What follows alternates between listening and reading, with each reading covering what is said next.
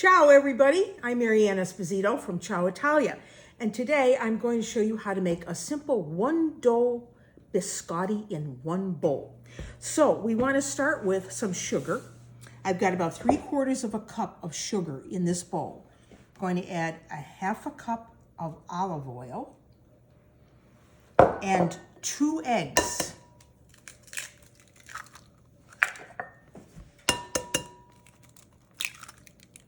And with this, I want about a teaspoon, a good teaspoon of vanilla extract. You want to use extract, you don't want to use flavoring. Flavoring is just water. This has got alcohol in it. So now you mix up the sugar, the 2 eggs, and the olive oil until it's well combined, almost looking fluffy.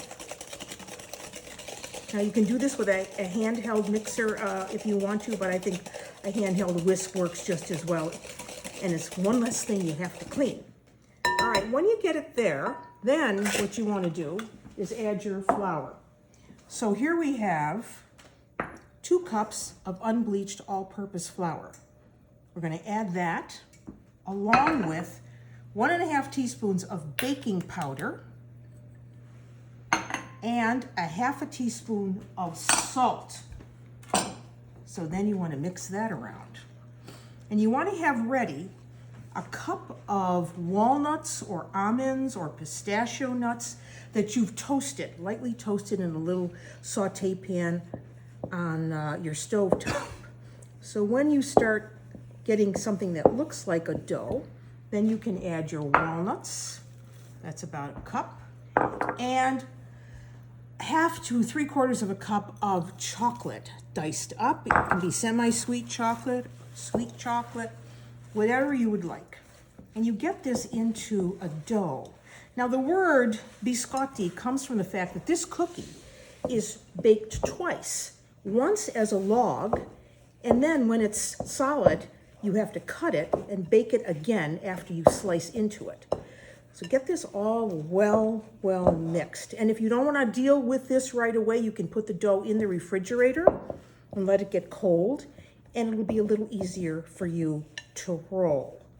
So that looks pretty good. So now we need to have a board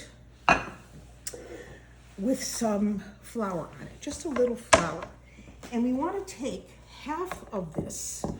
You want to make this into 2 logs. So kind of gauge what 1/2 is. Put it there. And then with your hands, you want to just shape it into a log. Now you can make these as thin or thick as you would like. I like to cut them at about a 1/2 inch. So when it's into a log like that, you have parchment paper on a bake sheet, and you put the log right there. Then, want to make sure it's even, you pat it down somewhat. Kind of keep it the same. Pat it down so it's nice and even. Your oven is on at 350 degrees. You're going to put this in the oven for about 15 or 20 minutes until it comes out and looks like this. So here is our first baked log. You see how nicely browned it is on the bottom. And so now you have to cut it. So on the diagonal, wait till it cools a little bit, because if you cut it too soon, it'll crack and fall apart. You don't want that, but you see how nicely this is just cutting. So you cut this all up. Looks good enough to eat like this. That's the texture. But you want to toast this. So you're going to put this back on the bake sheet on its side for about 5 or 10 minutes. And when it comes out of the oven, it's going to look like this. So these have been toasted now on both sides.